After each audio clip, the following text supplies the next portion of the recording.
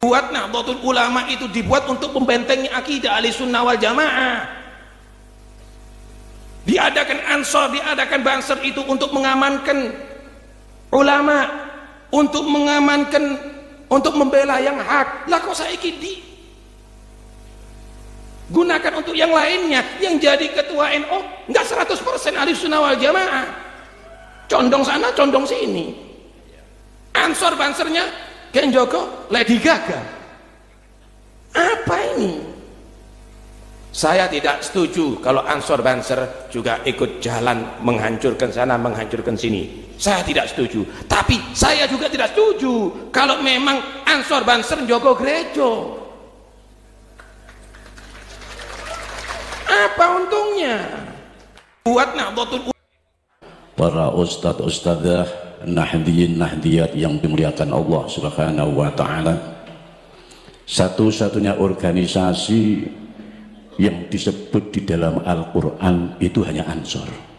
Induknya NU, Muhammadiyah, Persis, yang lain-lain itu yang ngaku-ngaku dekat sama Nabi itu tidak disebut di dalam Al-Quran. Ansor itu disebut di Al-Quran, disebut di dalam surat Ali Imran 52 dan surat As-Saff ayat 14. Qalal khawariyun nahnu ansarullah amanna billah washhad bi anna muslimun. Disebut 2 kali dalam surat Ali Imran dan As-Saff. Coba sampean cari. NU enggak disebut, Muhammadiyah enggak disebut di Al-Quran, tapi Ansor disebut oleh Allah dalam Al-Quran. Nabi katanya enggak pernah. Nabi pernah.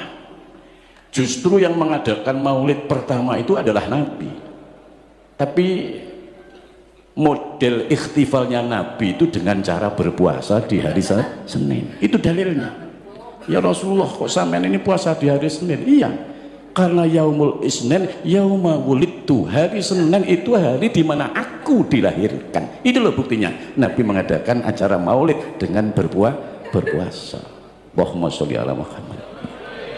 Sehingga ini semua yang menjadikan kita ini ikhtifal bilaudin Nabi adalah merupakan sebuah ungkapan gembira. Lu jenenge wong seneng, ada yang jingkrak-jingkrak, ada yang macam-macam, namanya orang seneng. Wong seneng kok dadak niru Nabi, ya kita ya seneng. Wong kami juga setiap Senin juga puasa.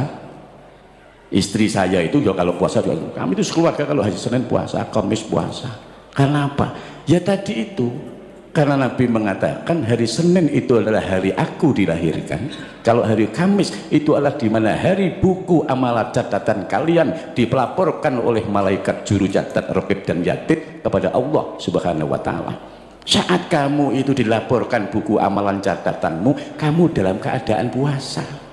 Jangan sampai kamu itu dicatat catatanmu itu dilaporkan Allah, kamu dalam keadaan mampir di jalan Danau Tempe. Ya ruwet. Dalam keadaan puasa kamu dilaporkan. Allahumma sholli ala Muhammad. Tapi hal yang memprihatinkan saya ini sebenarnya ini tadi mau berangkat mau enggak, karena ada kabar katanya ceramah saya itu dicekal. Lawang toha ceramah kok dicekal itu. Karena apa? Ya karena saya menyangkut keprihatinan ini harus disampaikan.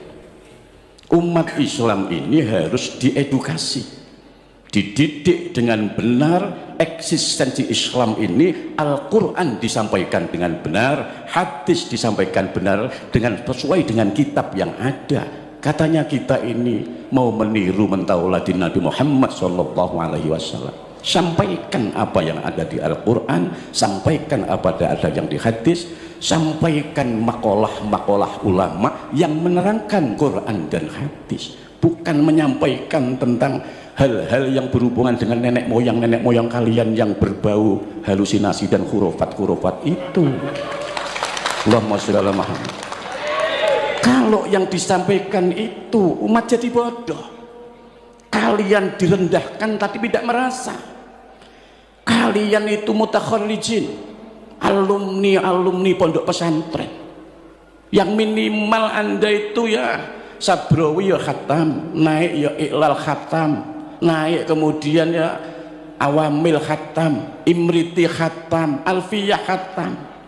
Semua ilmu yang ada pada Imam Sibawayh ya kok pelajari.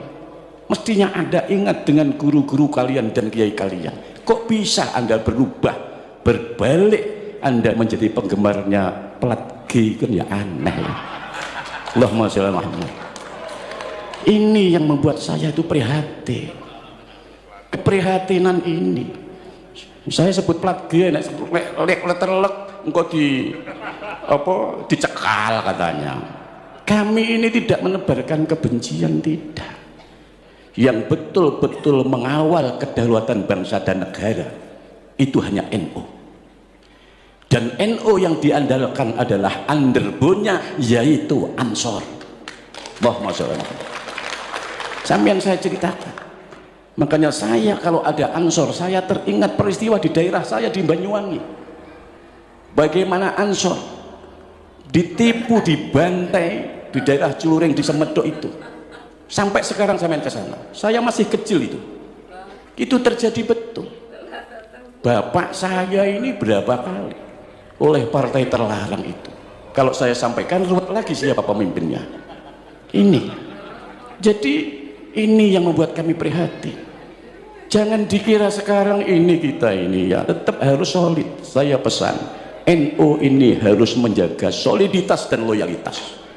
Solid dalam ittihad kebersatuan, loyalitas terhadap NU. Namanya saja Nahdlatul Ulama, bangkitnya para ahli ilmu.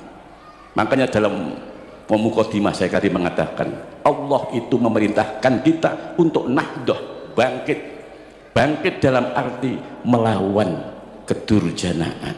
Makanya baginda Nabi diutus ini yukhrijuhum minad dzulumati ilan nur, untuk mengeluarkan umat ini dari kegelapan kebenaran. Yukhrijuhum minal bid'ati ila sunnah, supaya keluar mereka ini dari hal-hal yang bid'ah yang di situ tidak direkomendasi oleh ulama, ila sunnah, terhadap sunnahnya baginda Nabi Muhammad sallallahu alaihi wasallam. Allahumma sholli ala Muhammad. Lalu saya kalau Ansor itu mengingatkan bagaimana baginda Nabi mencontohkan hubungan antara kaum muhajirin, kaum pendatang dengan kaum Ansor. Dalam piagam Madinah baginda Nabi menyatakan al-muhajirina min Quraisy wal ansori min Yathrib wan nasara wal yahud innahum kanu ummatan wahidah. Al-muhajirina orang-orang yang pindah, kaum pendatang, min Quraisy dari Quraisy, wal ansori dalam kaum Ansor itu min Yathrib dari Yathrib Madinah. Dulu namanya Yathrib Pak, sekarang Madinah. Wan nasara dan kaum Nasrani, wal yahud dan kaum Yahudi, innahum sesungguhnya mereka kanu ono saka kabeh iku mau iku umat wahidah yang satu. Allahumma sholli ala Muhammad.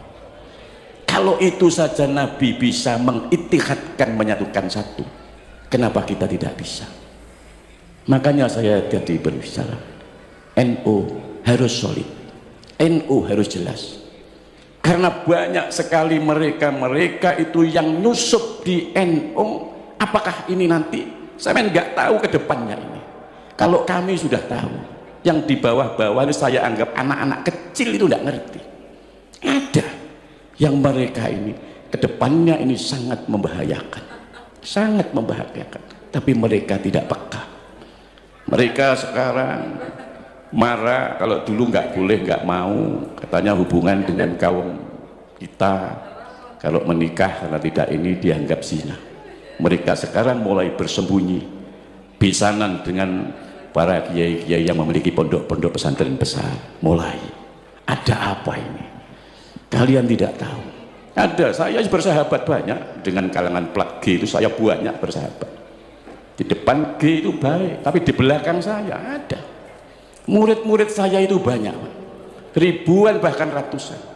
Kalau mereka sudah mengikuti plat G ini menjadi tidak mau ngaji, malah gak gelem ngaji. Apa alasannya?